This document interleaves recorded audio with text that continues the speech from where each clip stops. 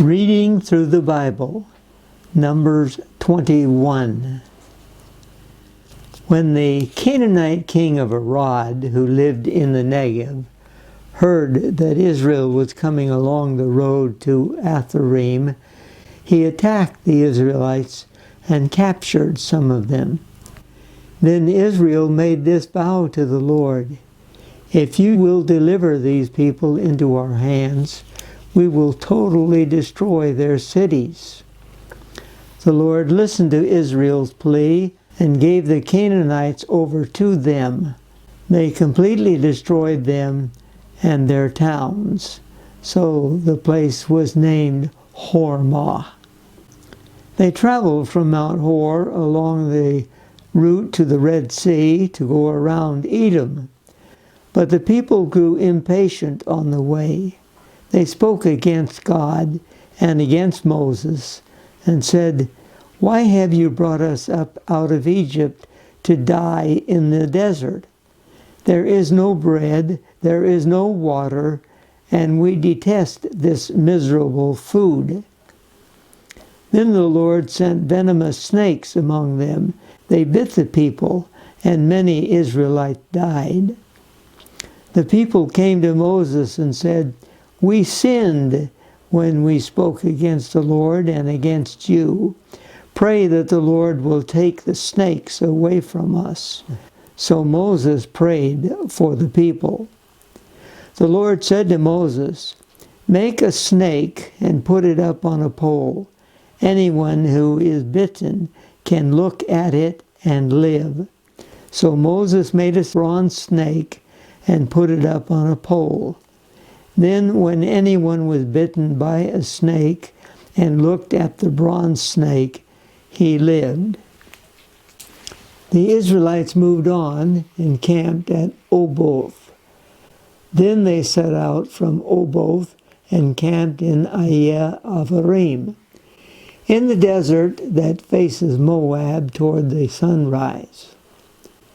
From there they moved on and camped in the Zered Valley. They set out from there and camped alongside the Arnon, which is in the desert extending into Amorite territory. The Arnon is the border of Moab, between Moab and the Amorites.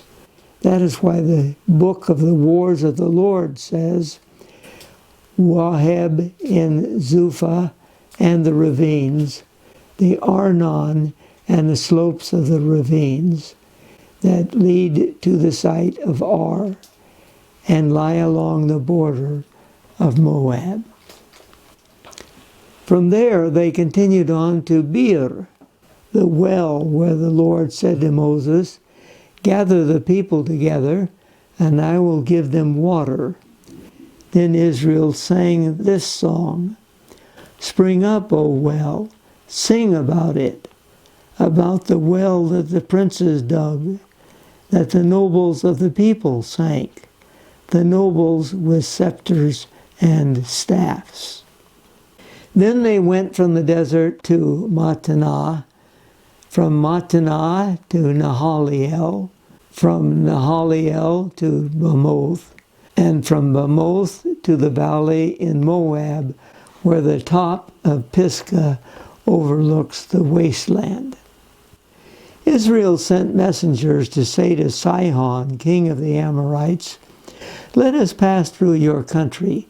We will not turn aside into any field or vineyard or drink water from any well.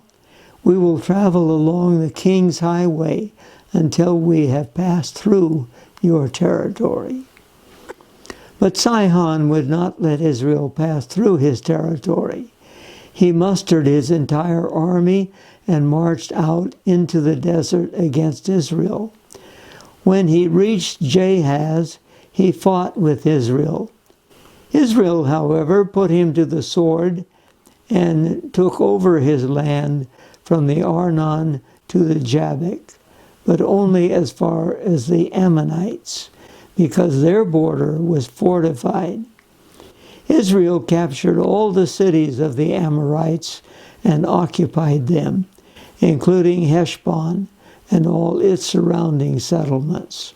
Heshbon was the city of Sihon, king of the Amorites, who had fought against the former king of Moab and had taken from him all his land, as far as the Arnon. That is why the poets say, "Come to Heshbon, and let it be rebuilt. Let Sihon's city be restored."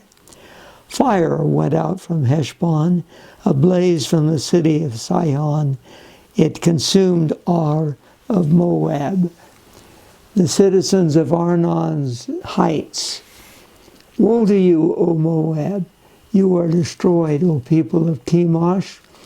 He has given up his sons as fugitives and his daughters as captives to Sihon, king of the Amorites. But we have overthrown them. Heshbon is destroyed all the way to Dibon. We have demolished them as far as Nophah, which extends to Medeba. So Israel settled in the land of the Amorites. After Moses had sent spies to Jazer, the Israelites captured its surrounding settlements and drove out the Amorites who were there. Then they turned and went up along the road toward Bashan, and Og, king of Bashan, and his whole army marched out to meet them in battle at Edrei. The Lord said to Moses, "Do not be afraid of him, for I have handed him over to you with his whole army and his land. Do to him what you did to Sihon, king of the Amorites, who reigned in Heshbon." So they struck him down, together with his sons and his whole army, leaving them no survivors, and they took possession of his land. This is the description of the taking of the two lands.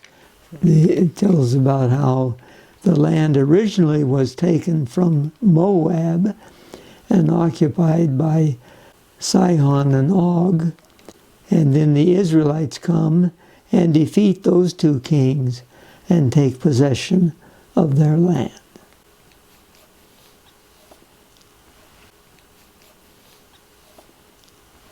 And from an ancient book of poetry in Hebrew, we have no copy of the poetry that is quoted here. This is the same one that speaks about the sun standing still at Gibeon, but we do not have a copy of this.